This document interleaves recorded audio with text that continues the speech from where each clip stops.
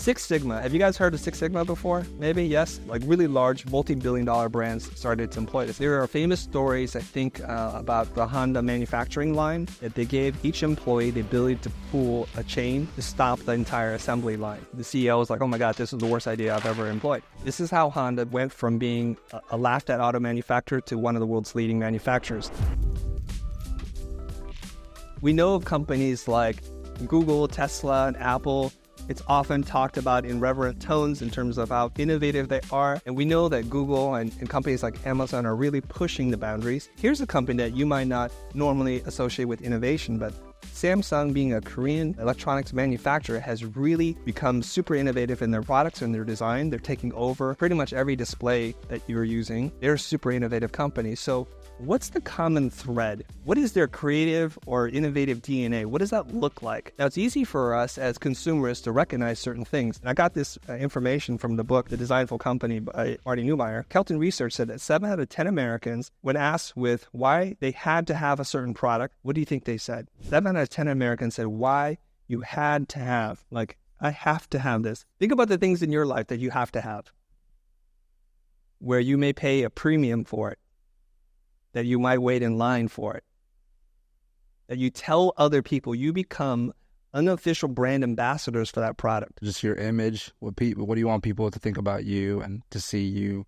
rocking that product or whatever? Right. So in a way, having that product gives you social status. Exactly. Very good. Very good. And what is it about that thing that gives you that social status? It could be a car. It could be a phone. It could be a television set. It could be a pair of shoes. What is it that pulls you in? I know it's on the tip of your tongue. And I'll help you out because we'll play hangman. Guys, this many letters. You want to buy a vowel? I'll give you a vowel. Design. Yes. Who said that? Oh, excellent. Okay, you said design. It's design. Hopefully I have enough letters here. That would be a hard fail right at the beginning. It's design. Okay, so part of this is that now we live in this very... relatively speaking, in human history, we live in an age of abundance and we're looking for transcendent experiences, things that make us feel something. There's an emotional connection to these things. So they employ design and designers and design thinking. Now, most of us think about the word design and associate it with things like what it looks like.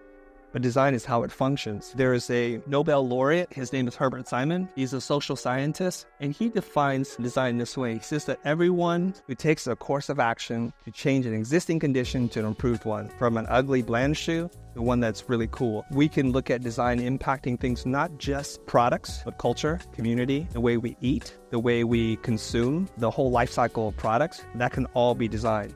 So all we have to do is look at an existing condition and make a change to improve one. I want to broaden the definition of design because it's not just for people in the visual arts. And if we elevate our thinking towards more than what it looks like, then maybe we can come upon a real solution. Six Sigma. Have you guys heard of Six Sigma before? Maybe, yes. Six Sigma was invented by a guy named Bill Smith. I mean, he worked for Motorola and he developed this system.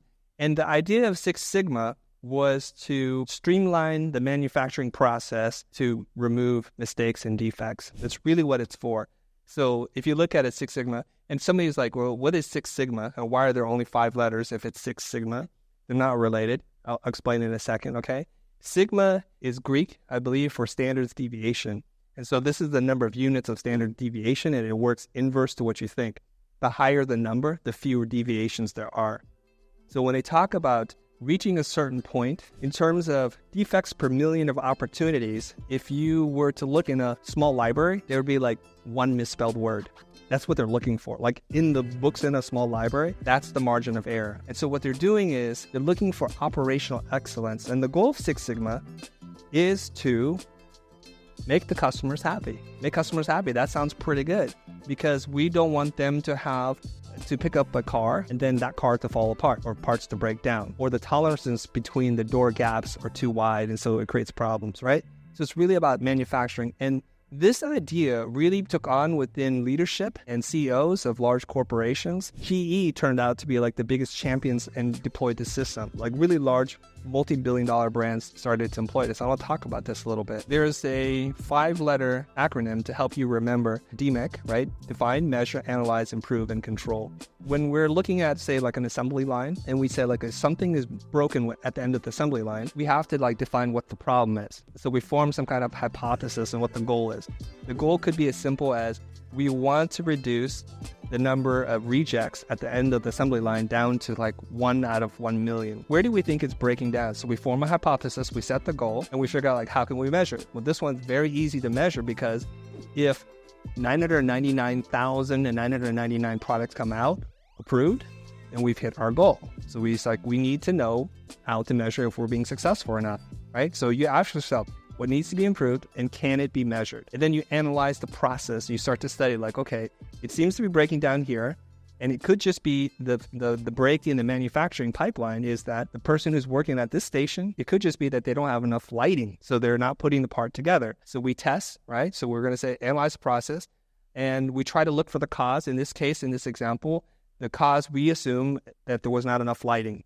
And we can try that. And then later on, we can realize that as much lighting as we put on the problem, it hasn't improved the situation. And then we say, okay, what can we do to improve? So now we're like, okay, we figured out what we think is the root cause. We validate the hypothesis, and we want to develop ideas to remove the root causes, whatever that might be. And we're going to test that. And then if that works, that becomes the new standard, and we measure the results. And the last thing is the control, to establish the measures to maintain the performance, to make sure that this doesn't pop up again. Now, there are famous stories, I think, about the Honda manufacturing line that they gave each employee the ability to pull a chain to stop the entire assembly line. This is how Honda went from being a laughed-at auto manufacturer to one of the world's leading manufacturers known for quality. Honda and Toyota employ the same system, right? So every time the employee on the line would see a problem, they would pull the chain and it would stop. They would have a meeting about it and they would talk about this. And this went on for weeks and months. And the CEO was like, oh my God, this is the worst idea I've ever employed.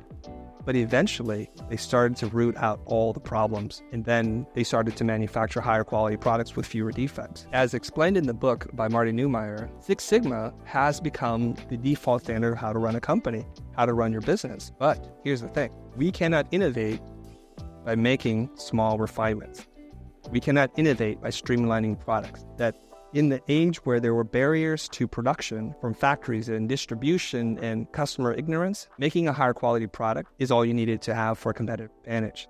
But today, we have to give the consumers, your customers, something radically different.